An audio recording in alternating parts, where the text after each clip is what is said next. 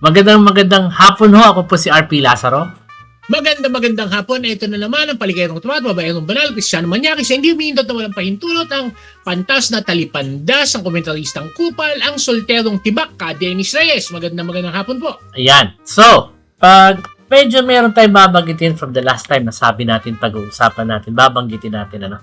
Kamusta na si Heart Evangelista? Okay. Siya ba sikat pa? Sikat pa, no? Okay. Sikat May pa. na umikot. Kasi pag pinansin nyo, Heart has been reposting her old ads. Talaga? She has been? Or old ads, ha? Yes. Yung mga old, yung mga old activities niya abroad, yung mga rampa-rampa niya, mga ganyan. Trying again to strengthen the belief na, well, na kumikita siya sa mga rampa niya abroad na malaking-malaki pera doon. Okay? Na yung mga ads niya, kumita siya, okay, to prove na may pera siya. To prove na may pera siya that she can buy what she bought. Yes. And may chismis na ngayon she's trying to distance herself. From the husband. From the husband. And malamang magkaroon ng balita within the next month Na? hiwalay na sila. Teka muna. Di ba patay na patay siya kay Cheese Escudero? Oo nga, pero she was advised na para hindi ka muna Masumabit. para ma-save lahat ng property, palabasin nyo na magkaaway kayo so people hindi ka hahabulin. Tapos kailangan ipakita mo na eklat-eklat na eto nga na kumita ka talaga dyan na eto. So that properties are really. Pero alam mo, tagal na niyang I mean, she did come from a well-to-do family, pero they were not that she rich. came from a middle class family. Yeah, pero she wasn't that rich. No, ganito. Ang tatay niya yung nagbobote ng bagoong. Oo nga, nabagoong ng yung Barrio Fiesta. Barrio Fiesta, Okay. Tito niya, si Rod Ong Pauco, yung may-ari ng Barrio Fiesta, Pamana, yung chain of restaurants. Yung tatay niya, yung younger brother, yun yung may-ari nung bagoong. Okay. Brand. Okay naman sila. They're good with it, diba? Hindi naman sila naghirap doon, oh. They made good money, pero hindi naman siguro yung... Not enough for a Paraiba diamond to wear on your hand. Okay. Ang tanong noon was, may kulong ba si Heart? That's why she's trying to distance herself. Meron ba? Yes. But she's talking government. Teka muna, hindi naman siya taga-gobyerno, wala naman siya access sa pera. Paano siya nagkaroon ng kulong doon? Conspiracy to commit fraud. And, okay, ganito kasi yan. The thing about doon siya nangyari. Okay, you have to trace back doon sa kinasal sila. Okay? Pumilma sila ng prenup. Ang prenup nila is complete separation of property regime. So, ibig sabihin, ang property ni lalaki kay lalaki, ang property ni babae kay babae. Okay? Oo. Tapos, when all this blew up, yung mga so-called corruption issues kay Cheese, inaabangan yung salin niya. Paglabas sa salin niya, 18 million lang ang salin niya. Kasi nga naman, ang sinasabi niya is, akin to personal, hindi kasama ang property ng asawa ko kasi yung sa asawa ko, kanya. Complete separation Tama. However, pagka binuklat mo ngayon, pag inimbestigahan yan at inimbestigahan si Heart, makikita na, okay, yung property sa New Manila that is worth 50 million, na kay Heart yun, sa pangalan ni Heart. Okay? Yung Paraiba ring. No. Yung Paraiba ring, it was a gift from Cheese to Heart. Okay? After a certain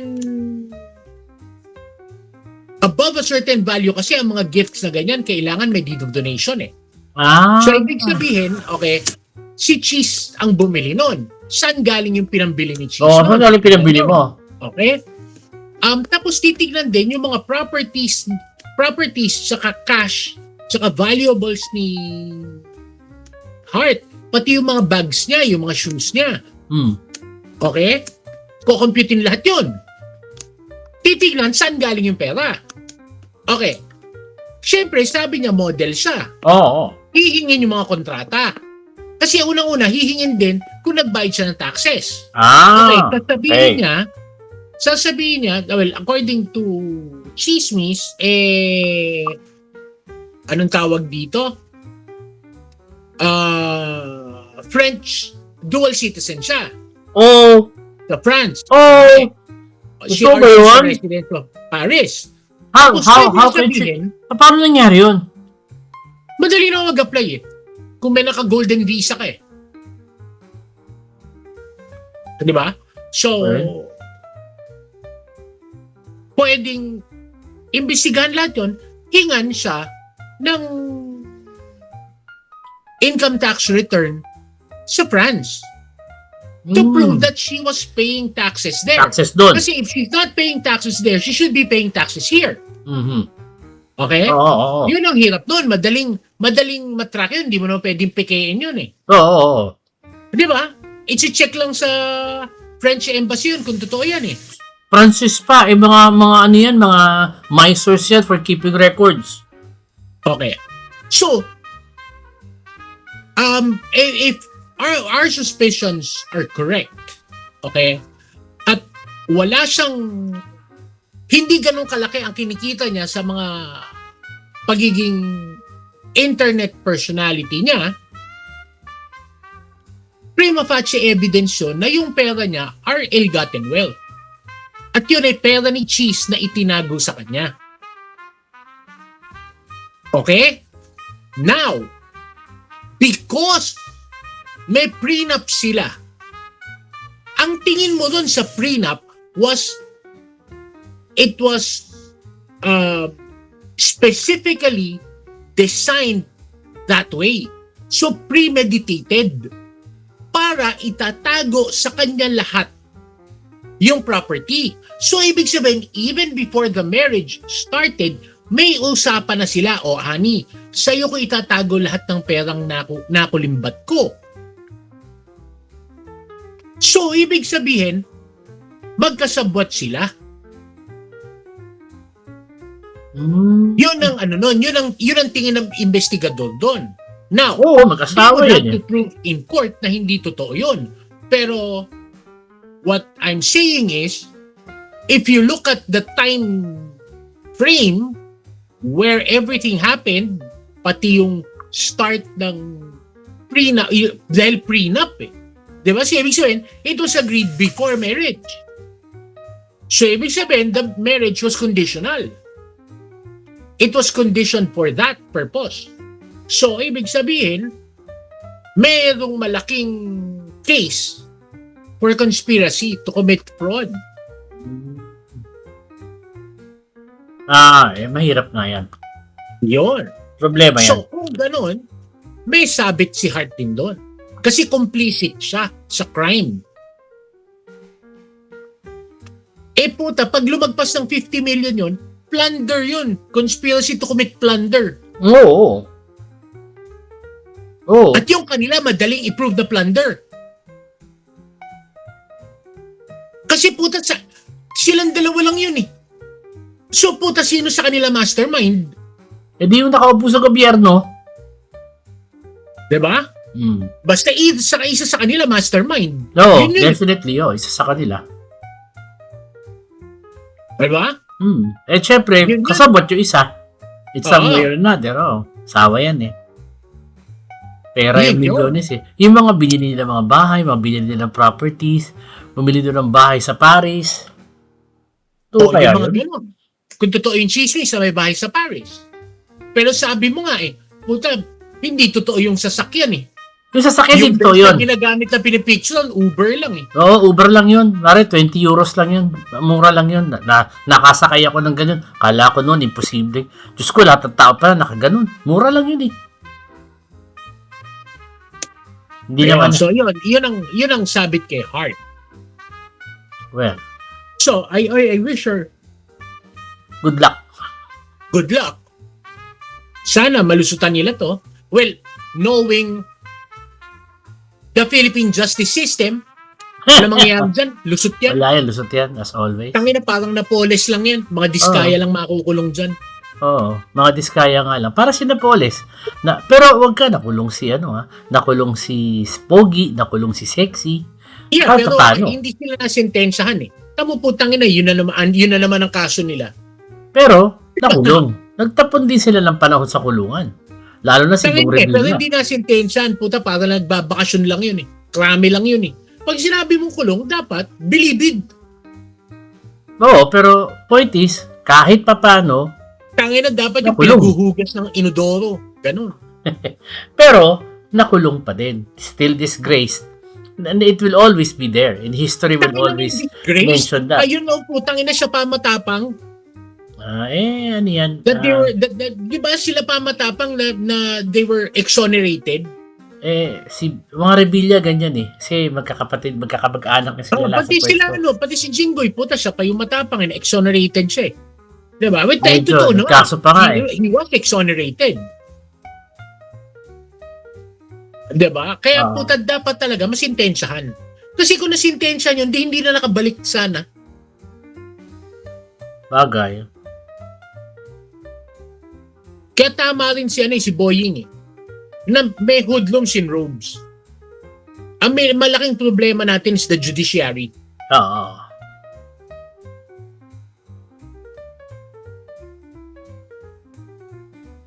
Ayun, may isa pa tayong pag-uusapan yung kay Sammy ko. Yes. Samuel Okay. ko, teka muna ha, just to be no. So, ayan, hindi na natin kung pero basta ang aabangan ng tao dyan kay Hart, pag yan naglabas ng balita na hiwalay na sila, alam na. Oo. Yun na yun.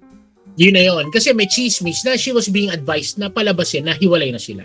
Oo. Ngayon, eto, sabi ng Bureau of Immigration, they will probe. May isang report sa bulletin, they will probe Magadia City Mayor Samuel Ko. May daw siya, ipoprobe daw siya, iimbestigahan on allegations that he's not a Filipino citizen. So parang lumalabas na is a Chinese national, may have been born in China to Chinese parents. Question! Posible ba maging naturalize ang isang Chinese national enough to run for mayor? Na legal?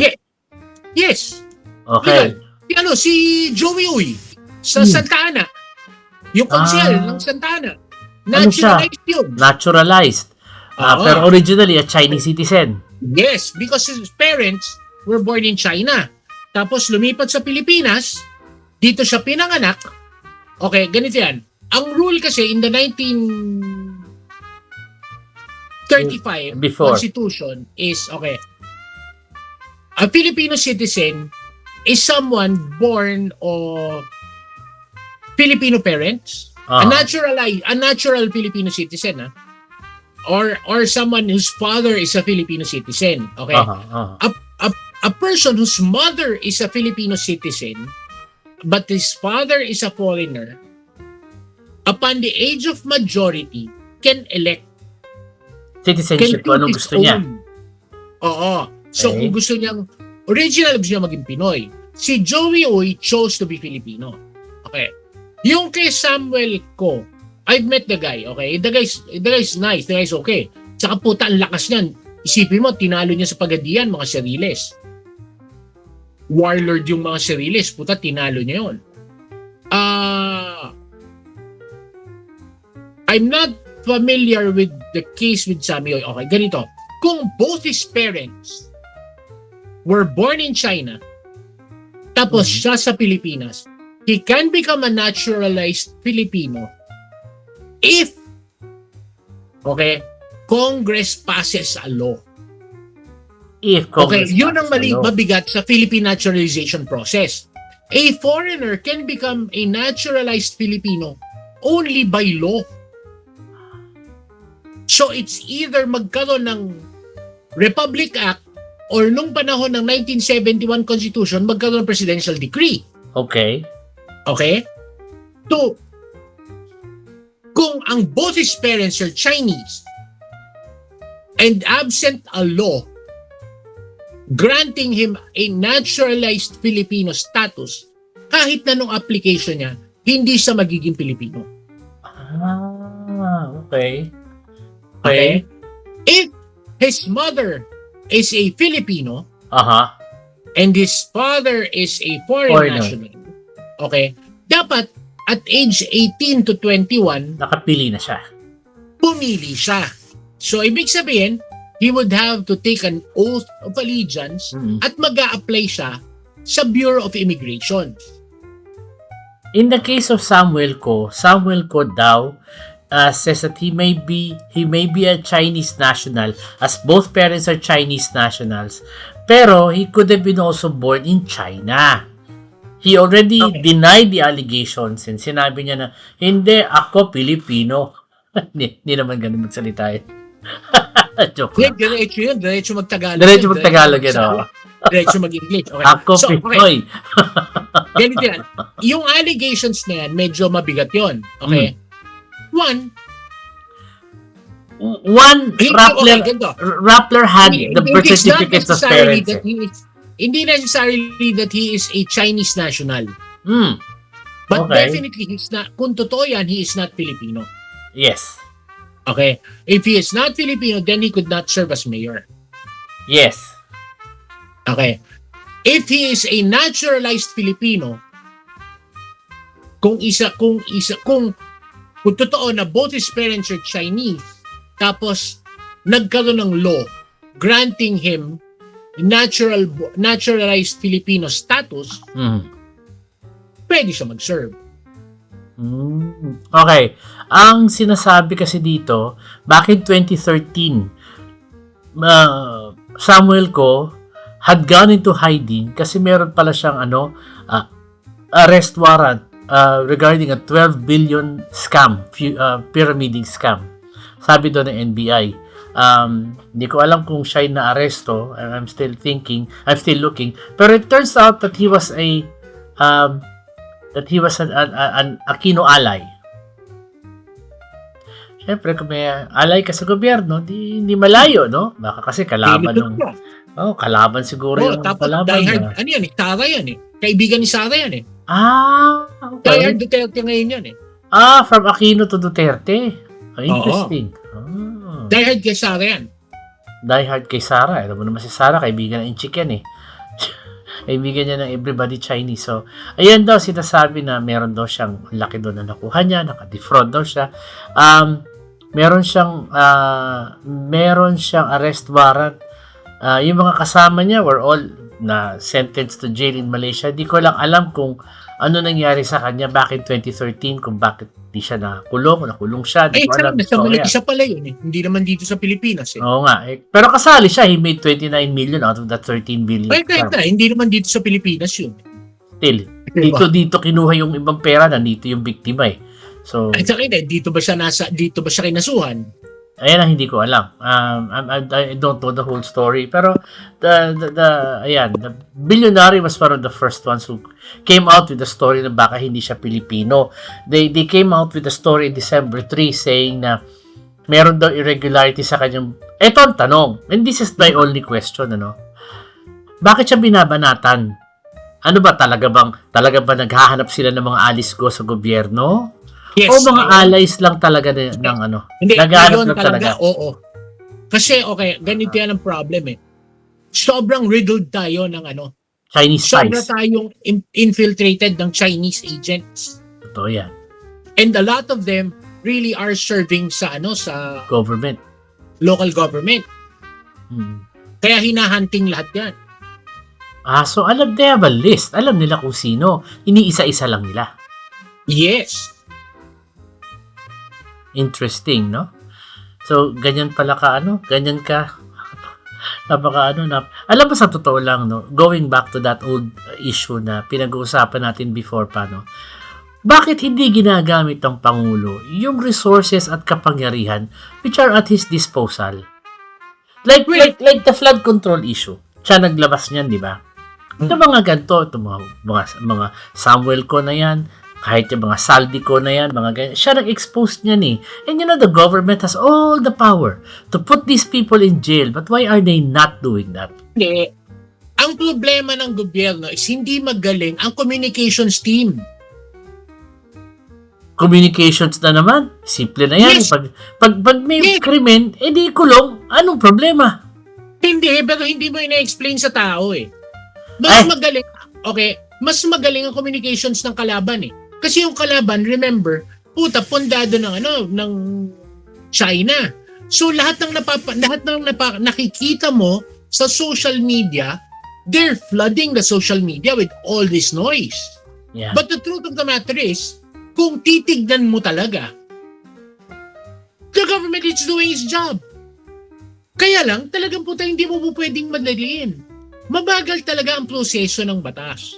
Di ba? Siyempre, kailangan nila ng kailangan nila ebidensya. Like, ito si Samuel Ko, nakadig up sila ng mga, kung ang media nakadig up ng ng ebidensya, gobyerno pa kaya? Remember, ang media, hindi kailangan sumunod sa due process. Puta kung ang prosecution ginagawa ng media, lahat ng ebidensya nila thrown out. Kasi violation of rights. Privacy rights, mga ganyan. Yes. So kailangan bawat dapat meron kang court order, dapat may chain of evidence. Matagal yan. Tagal talaga yan. O wala namang ganun ang media eh. Wala nga. Basta sinabi nila, kakalkalin ka namin, gagawin nila yung kakalkalin ka nila. Kakalkalin nila yun. Diba?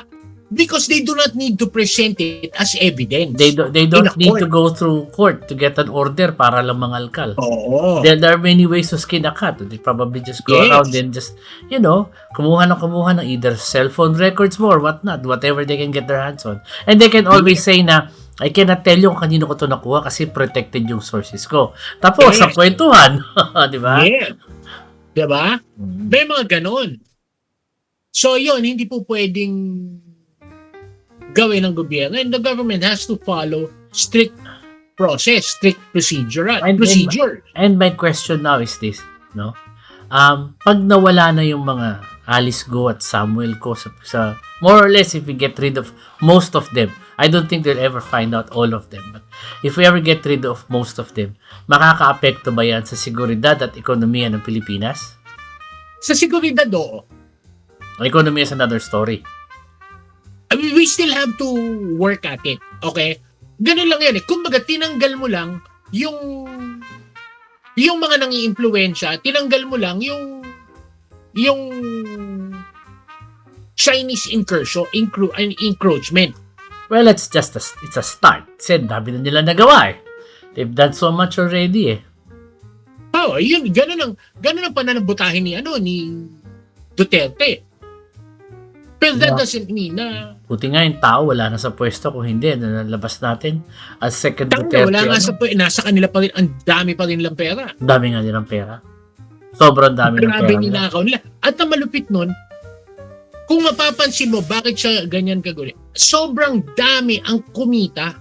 Talagang ginawa nila sindikato ang gobyerno. At ngayon, lahat yung takot makulong. Oo, mga loyal sa kanya, ang mga tao niya. Kasi lahat sila nagkapera eh. I don't think it's loyalty eh. Yeah, pera. It's fear. Fear. Survival na pinag-uusapan dahil puta, ganito yan eh.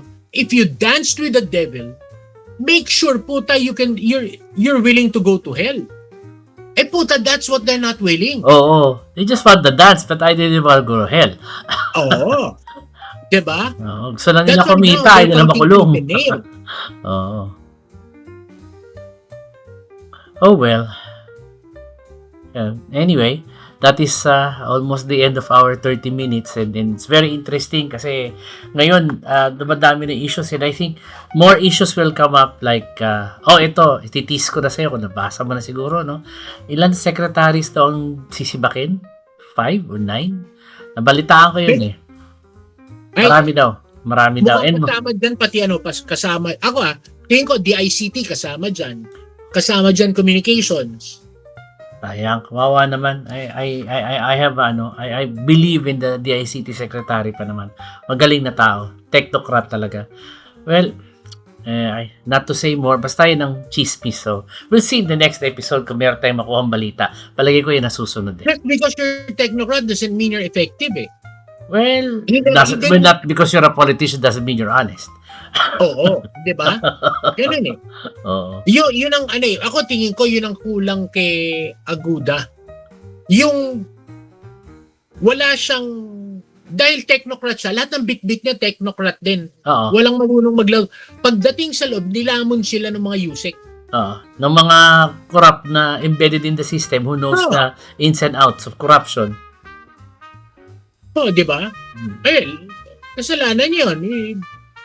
Ayaw nilang tumanggap ng advice eh. Naputa, kumuha sila ng isang Political Kailangan officer, parang gano'n. Oo, isang political officer na talagang birador sa loob. Oo. Isang political officer, isang chief of staff na talagang birador. Puro birador yung Saka inabutan nila tangkila. dun. Puro mga kurakot ng mga inabutan. Itim ang kaluluwa ng mga inabutan nila. So, pahirapan Pwede talaga. kukuha ka ng chief of staff na itim din ang kaluluwa, tapos puta, basta ang amo niya, ikaw lang. Oo. Ganun lang naman yun eh. Kumuha kang bastonero. We will see kung anong susunod Wala na siyang twist. bastonero yun ang mangyayari sa kanya. Yeah. Something to... Parang nilang yun eh. Parang Johnson's wax. Goodbye bunot. Goodbye, bunot. Tumatagal. Tangina, goodbye bunot ka. Oo nga. Naalala ko yung goodbye, bunot. Sige, okay. Ayos. Okay. I shall see you again. Maraming salamat. Ako po si RP Lazaro. Eto na naman ang solterong tibak, nagpapaalam, mabalos. Thank you.